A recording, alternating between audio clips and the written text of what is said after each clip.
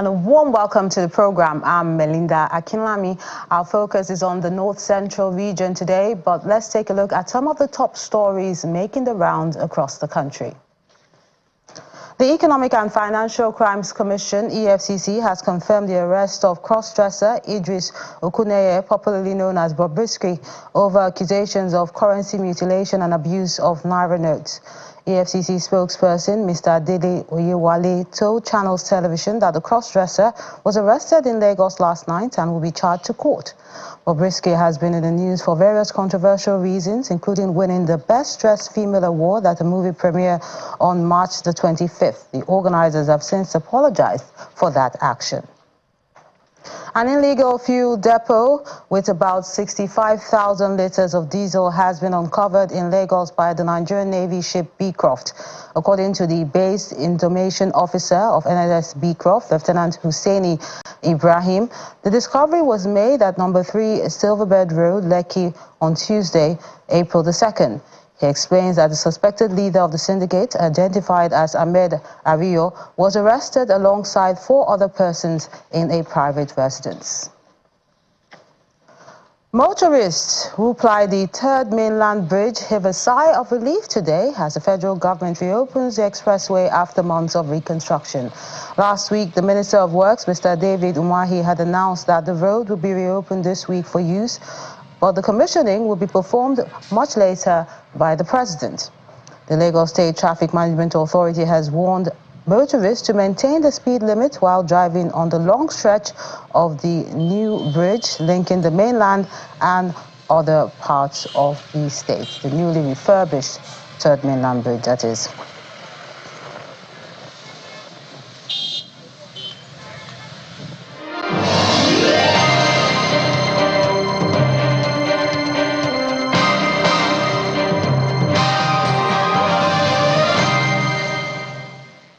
The Inspector General of Police, Mr. Kayode Eretokun, has announced the arrest of 9 persons in connection with the killings of policemen in Ughelli, Delta State. The police boss, who was speaking at a management meeting of the force, says those arrested are currently giving them the necessary information that will aid the arrest of 6 other suspects involved in the crime. 6 police officers were killed in Ohoro Forest, Ughelli North Local Government Area of Delta State on February the 23rd.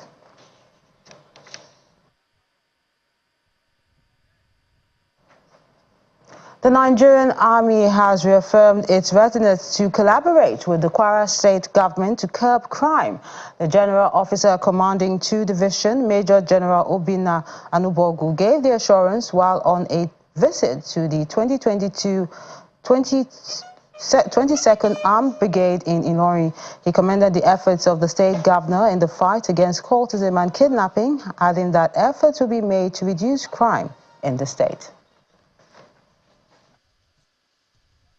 It was expedient on me to come to Kwara State to visit 22 Brigade area of responsibility. Now, there are several challenges that, of course, beset Kwara State. And the governor and all the administration within the state have been putting up a very good effort in ensuring that peace remains the cardinal point in Kwara State. So it was important for me to come to encourage the troops, to motivate them, to tell them and bring them the goodwill messages of Chief Army Staff, as well as to conduct an operational visit of all the areas within Kwara State and the areas that 22 Brigade covers. I have just spoken with the commander, 22 Brigade, and he has also, of course, assured me of what he's about to do when it comes to security in the state. He has also briefed me of all the issues concerning security within the state. Under my command and with the support of Chief Army Staff, we will ensure that peace is brought back to this state. There are issues of banditry, there are issues of herders and farmers clashes, there are issues of kidnapping that still exist within the state. So I'm poised to make sure that we eradicate these things from Kwara State as a whole. Meanwhile, the military says its troops have neutralized several top commanders of terrorist groups across the country as they reaffirm their commitment to fight insurgency. The Director, Defense Media Operations, Major General Edward Buba, told a news conference about the activities of the troops in the first quarter of this year.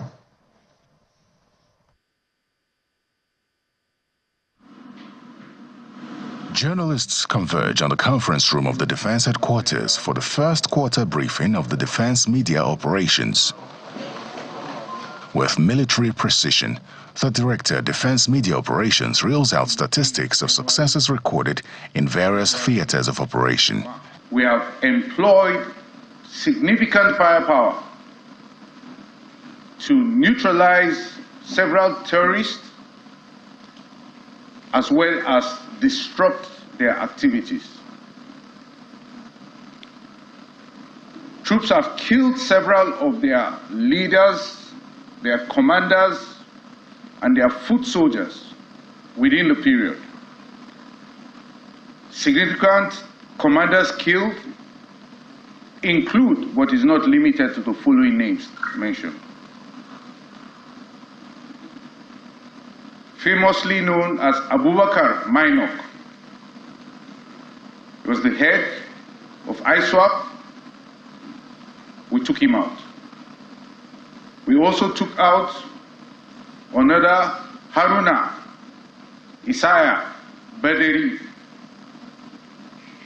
Others that were taken out include that Baderi was a notorious terrorist who operated along Bilningwari Forest in Kaduna State, as well as along the Abuja-Kaduna Highway.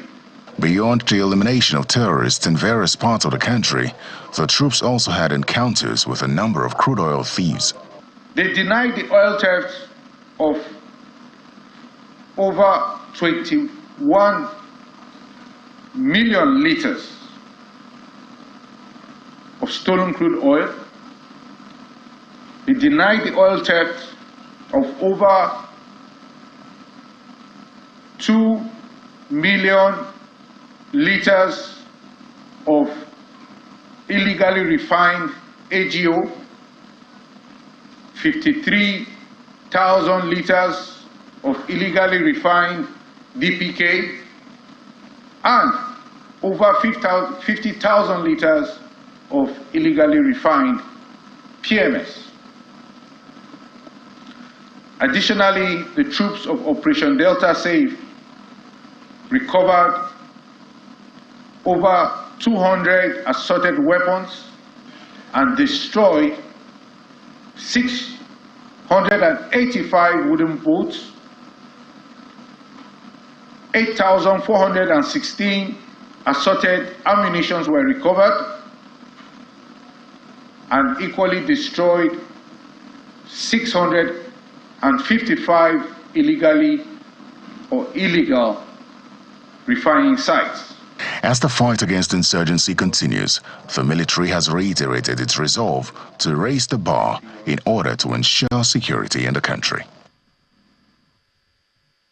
From security to legal matters now, the arraignment of Binance Holdings Limited and one of its senior executives, Tiran, has been stalled at the Federal High Court Abuja today.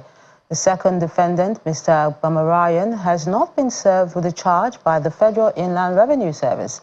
As the day's proceedings, his counsel drew the attention of the court to the fact that his client, whom the federal government scheduled for arraignment, does not have an idea of the charges against him. Justice Emeka Nwite subsequently adjourned till April the 19th for arraignment in the suit. In the second suit by the EFCC, the anti-graft agency filed a 5-count charge bordering on money laundering and corruption. The case could also not go on, as the defendant's lawyer said the charge before the court was a joint one and the first defendant, Binance, had not been served. Justice Wike adjourned the case till April the 8th for ruling on whether arraignment would proceed without proof of service in Binance. The Nasarawa State Deputy Governor, Mr. Emmanuel Akabe, has visited Aloshi community in Kaina local government area, one of the communities affected by Tuesday's windstorm, which ravaged communities in 4 local government areas of the state. The Deputy Governor noted that the State Emergency Management Agency is still carrying out an assessment of the destruction with a view to ascertaining how government can support the victims.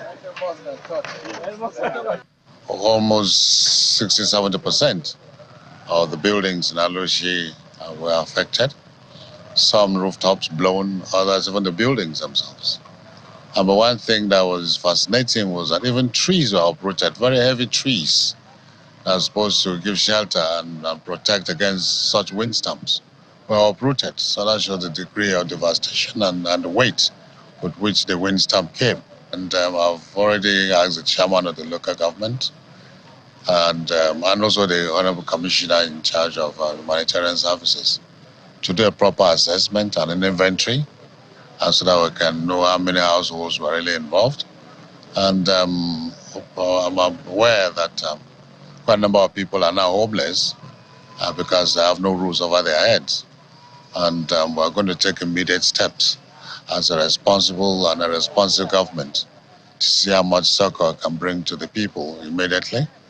And also those who have been displaced, also try and see if we can get some foodstuffs to them, so that at least they can eat and have some little shelter somewhere, while we see how we can assist those households to provide their structures so that they can move into their houses as soon as possible. Stakeholders of various unions comprising traders and transporters in Plateau State have expressed dissatisfaction over the executive order restricting trucks and other heavy-duty vehicles from coming into the central business area of Jos Metropolis. The unions are appealing for a review of some conditions in the order which they say are detrimental to businesses, as it could lead to more economic hardship for the people. Plateau State in north-central Nigeria has a new Executive Order 003/2024 to control illegal erection of buildings and free up traffic along major routes. The order restricts trucks and other heavy-duty vehicles from entering the Jos Metropolis between 6 a.m. and 9 p.m. After due consultations with relevant stakeholders, government agencies embarked on the implementation of the order, leading to seizures of several trucks and tankers found wanting.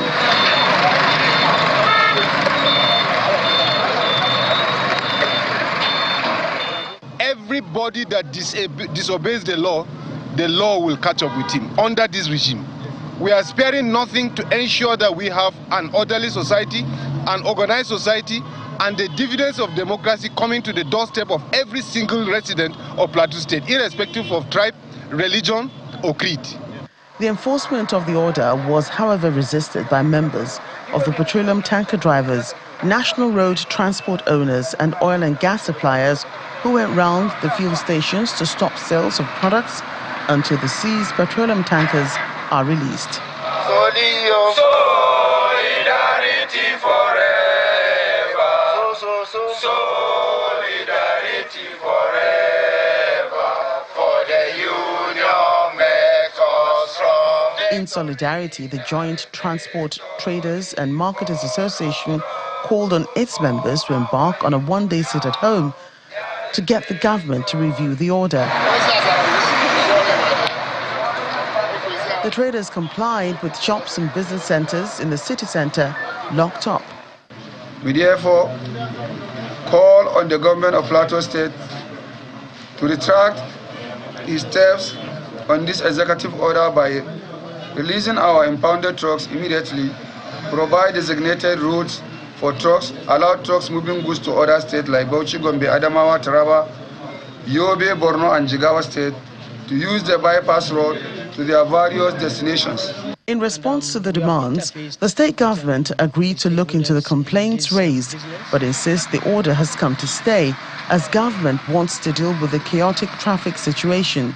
The only challenge is that when you have new laws, when you have new things coming to town, people don't usually like change.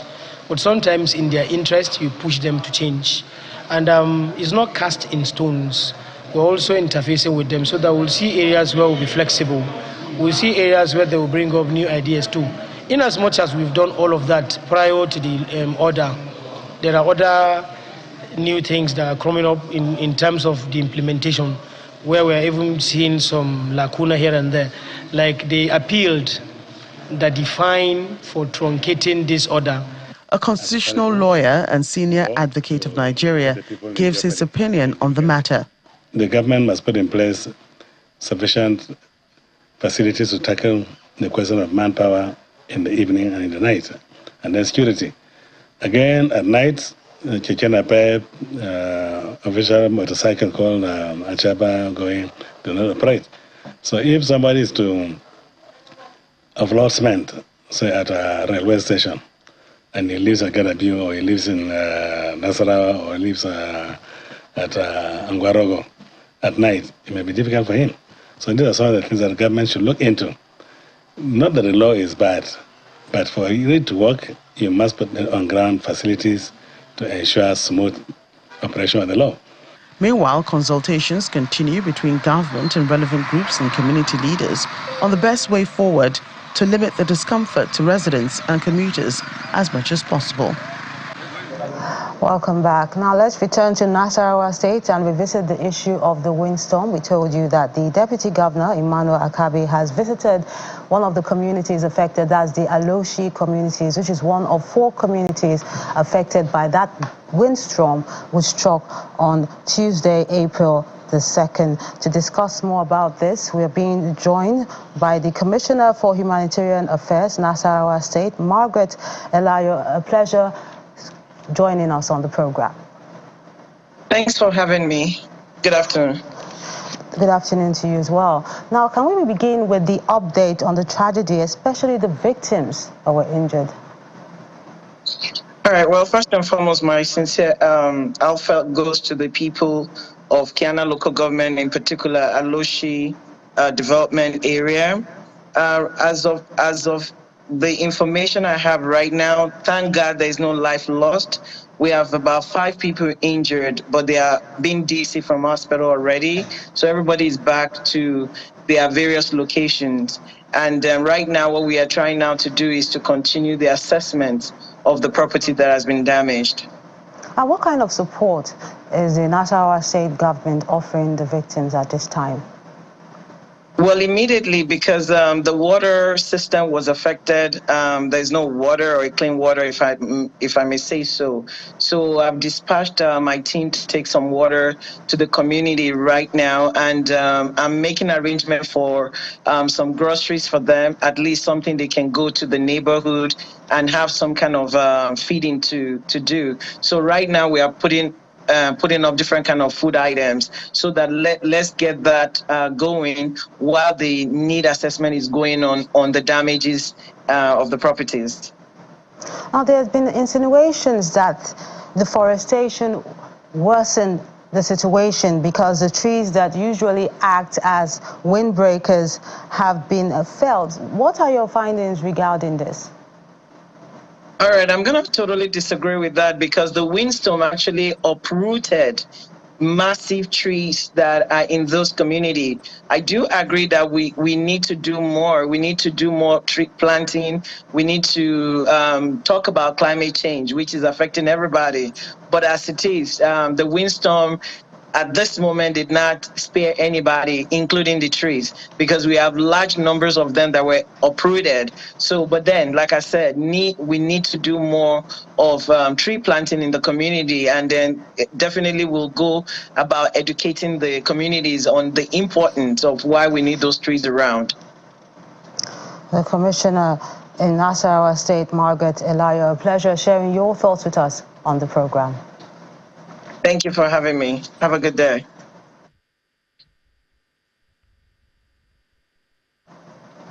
Some residents in Makurdi, the Benue State capital, have been cut off from public power supply since September last year, with most homes and businesses running on generators. However, the Benue State government says it will work out a modality to provide a new transformer for the area, while the management of the Jos Electricity Distribution Company says it's exploring a joint solution with host communities to repair the broken down transformer, which also affects other areas. The issue of power supply, or the lack of it, has been a major subject of discourse across the country, especially with the recent multiple collapse of the power grid and other technical issues experienced by GENCOs. The situation in Makurdi, the Benue state capital, which has a transmission company, is no less better. Worse still is the wear and tear that seem to have set in with most of the distribution lines and transformers, which cause disruptions, as it's been experienced in the Nyama layout in Makurdi, the Benue state capital. Businesses and residents under Jos Electricity Distribution Company say they hardly have power to get relief from the heat pounding the state capital in the last 6 months. It has been really horrible for most of us that are connected to the transformer, because we are still recovering from the last incidents, which, if I remember correctly, is within 4 months or so, and it has packed up again. For how long now? For roughly 3 to 4 weeks. And as I speak to you now, I haven't heard anything concrete concerning whether they have worked on it or... This transformer has been bad since 3 months now. It usually affects our work. We normally repair fridge, we repair AC, and we repair other electrical appliances. So it might affect us mainly. Just over a kilometer down, those living and doing business in Achusa are in the same boat, as their home and business appliances have gone up in smoke due to erratic power supply. Like this transformer in particular now, I think this is the third time we are buying this transformer. We personally, not even NEPA, that brought the transformer. Was it last year? We even contribute. Was it 10,000 naira or 15,000 naira to buy this one? They say it's new one that they're going to bring. And the one they brought now is not even new one. And it's the same problem that has been happening before, it's still happening now. This local food vendor laments the losses incurred from power surge, which includes patronage. They can help us rectify the power supply, maybe by giving us a new transformer, or any way they can do it, and the power will be steady. Then the road, if they can help us construct the road for it to be motorable. Incidentally, officials of the Jos Electricity Distribution Company are seen assessing the Achusa transformer and the type of repair work to be carried out. It is when we get reports, we work on those reports. If not now, we are talking about it. Nobody brought such report. We are open to the public. When they have reports, let them bring to us. But the state government insists on providing a replacement. This issue of light up Benue, light off Makurdi, came up, and you see almost every street in Benue is enjoying solar lights now. It was the intention of His Excellency to ensure that the entire city, the entire capital city, is light up. And to know that these areas are still suffering is a thing, is sad. However, what I know is that His Excellency is ready to help situations like this. The earlier these broken down transformers, which have been evacuated for repairs, are fixed or replaced by the state government, the better, as the hot Makurdi temperature weather ranges from 39 to 42 Celsius daily. The Niger State Police Command, or the Niger State Command of the Nigeria Security and Civil Defense Corps, NSCDC, has confirmed the arrest of 5 suspected cattle rustlers in Tafa local government area. The State Commandant of the Corps, Mr. Joachim Okafor, confirmed the arrest in a press release made available to journalists in Mina. The Commandant says, based on credible intelligence, the Agro Rangers team got information that about 48 cattle were being suspected to have been rustled from Kafuru in Katsina State heading to Abuja before they were intercepted by the team. He added that the arrest was made with the support of the Nigeria Hunters Association in Niger State. That's the program. Thank you so much for watching. I'm Melinda Akinami.